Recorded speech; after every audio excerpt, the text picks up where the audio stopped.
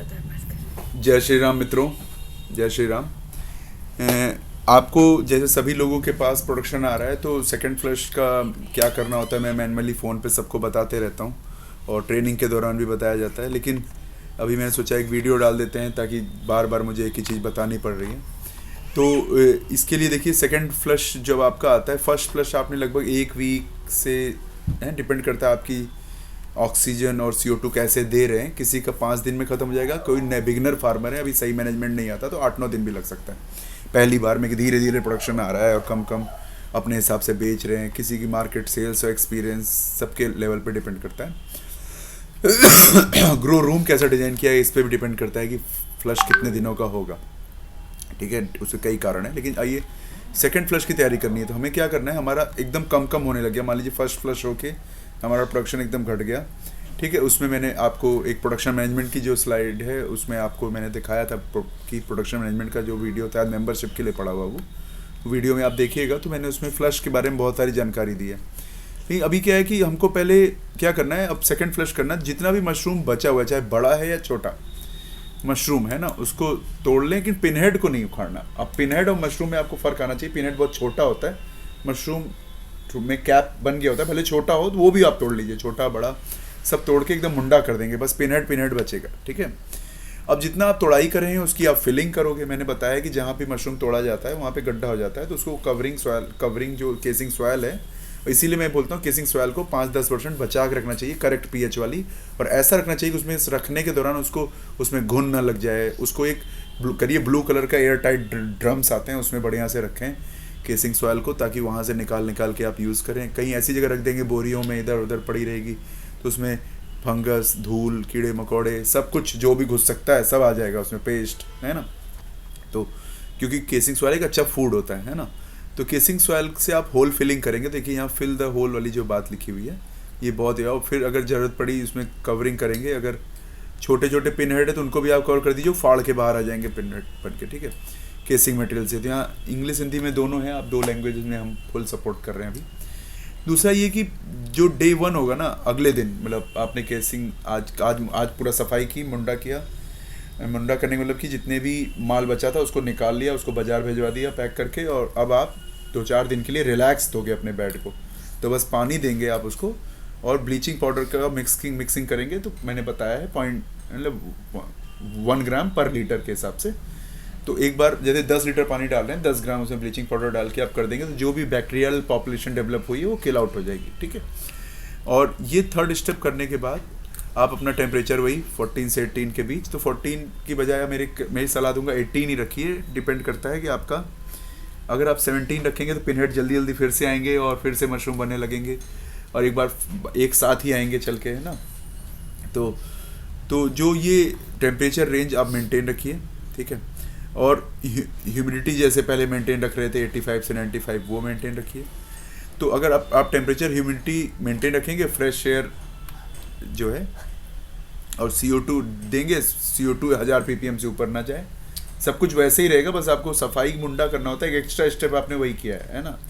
और पानी दिया है तो पानी सीधा पिनहेड पे डालें, मतलब बेड पे ऐसा पिनहेड पे पड़ेगा ही तो मिस्टिंग करके डालें। सलाह ये है, मिस्टिंग करेंगे तो आपके पिनहेड को नुकसान नहीं होगा। और पानी इतना ज़्यादा मत दीजिए कि नीचे पिनहेड की जड़ों में, यानी कि नीचे बेड में पानी चला जाए। और दिन में पानी के टुकड़े बढ़ा दीजिए। कोशिश करिए जैसे दिन में 50 लीटर पानी देना है तो 3 से 4 बार में पानी दें आप, है ना। वैसे ये बहुत कठिन लग सकता है कुछ लोग को, लेकिन यही सही है। और इसीलिए ऑटोमेशन लगवाया जाएगा। आपके जो पूरा AC फार्म बनेगा ना, उसमें ऑटोमेशन इसीलिए मैं लगवाता हूँ, ताकि उसका कारण ही वही है कि जितनी हाई फ्रीक्वेंसी से आप पानी देंगे कम उतना हेल्दी और भारी मशरूम बन के तैयार होगा। ठीक है, तो अभी क्या है कि, और फिर आपको सेकंड डे जब आ गया तो अब आप पानी के साथ वेराडिक्स कर दीजिए। तो पहले दिन आपने क्या किया था, वाटर प्लस ब्लीचिंग पाउडर। दूसरे दिन आपने वाटर प्लस वेराडिक्स कर दिया ताकि आपका पुश मिल जाए पिनहेड्स की संख्या बढ़ने के लिए। सेकंड फ्लश में भी आप अच्छा प्रोडक्शन ले लें। ठीक है, और अगर आपको लगता नहीं सेकंड फ्लश में मार्केट डाउन है तो आप वेराडिक्स को स्किप कर दीजिए, और थर्ड फ्लश में आपको लगता है कि कुछ मार्केट है उसके लिए बना चले तो ये अपनी आप सेल्स की प्लानिंग के हिसाब से। तो सेल्स प्लानिंग आपकी कहाँ हुई है, मेरा एक वीडियो है जो चैनल में पड़ा हुआ है, मेंबरशिप वाला जो सेक्शन है बटन मशरूम का। गलत मेंबरशिप में ज्वाइन कीजिएगा कभी, ओयस्टर वाली मत ज्वाइन कर लीजिएगा। बटन मशरूम वाली मेंबरशिप में आपको ये सारे वीडियोस हैं, बहुत सारे वहाँ प्रीमियम वीडियोस पड़े हुए हैं, आप देखिए। और मैंने उनको मेंबरशिप में डाला और फ्री वीडियोस में क्यों नहीं डाला, क्योंकि मुझे कंपटीशन भी मैनेज करना है। मार्केट में बहुत ज़्यादा फार्मर्स होने से क्या होता है कि बहुत ज़्यादा माल आता है और दाम बहुत लो चला जाता है, तो उस चीज़ को कंट्रोल करने के लिए वो सब किया गया है।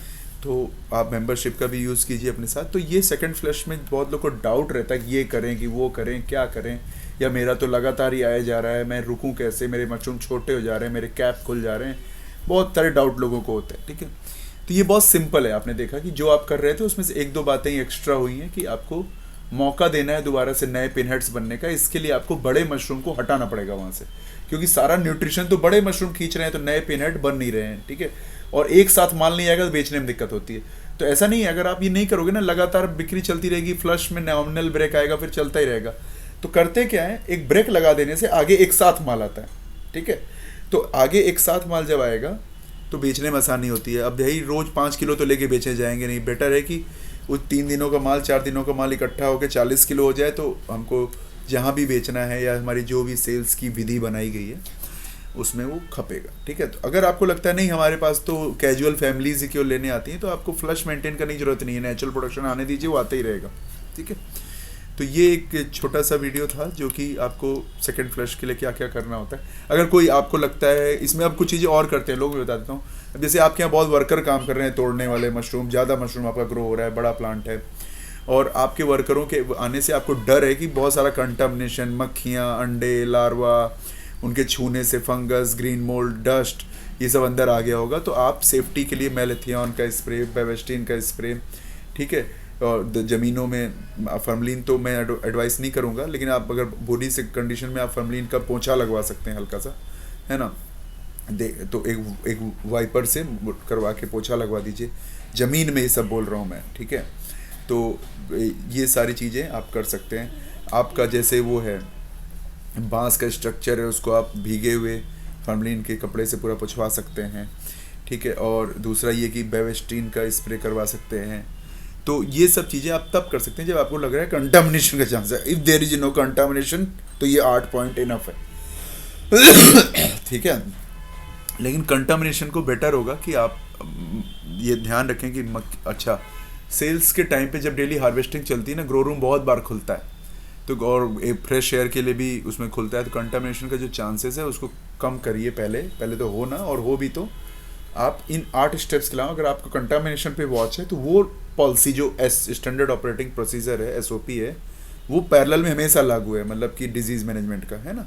तो इसके अलावा डिजीज़ मैनेजमेंट, तो अगर आपको लग रहा है आपके वर्करों से दिक्कत हो गई है, छू लिया होगा, और कोशिश करिए एक CCTV अपने ग्रो रूम में लगा के रखिए, ताकि आपको बिहेवियर पे नज़र रहे, और ताकि कल को कभी कोई रोग आ जाए ना, तो उस रोग से 2-4 दिन पहले का CCTV देख के ये अंदाज़ा लगाया जा सके कि किस हरकत से रोग आया, ताकि दोबारा कभी वो रोग ना आए। ठीक है, तो आपको मैं ये एडवाइस दूंगा छोटी सी। बाकी बहुत सारा अमेजिंग चीज़ें अगले 2 दिनों में यूट्यूब पे आने वाली हैं, जिसमें से वीडियोस, केस स्टडी के, एक इंडस्ट्रियल कॉन्फ्रेंस में मैं गया था और आपके लिए बहुत सारी चीज़ें लेके आया हूँ। वो आपके AC फार्म्स डेवलप करने के लिए कॉस्ट कटिंग काफ़ी कैसे होगी, या इसके बारे में, आपके ऑटोमेशंस कैसे होंगे, आपका सब्सिडी कैसे रिलीज़ होगी, आपका AC फार्म कैसा बनेगा, हम उसमें क्या हेल्प कर सकते हैं आपकी, ऐसी बहुत सारी चीज़ों के बारे में।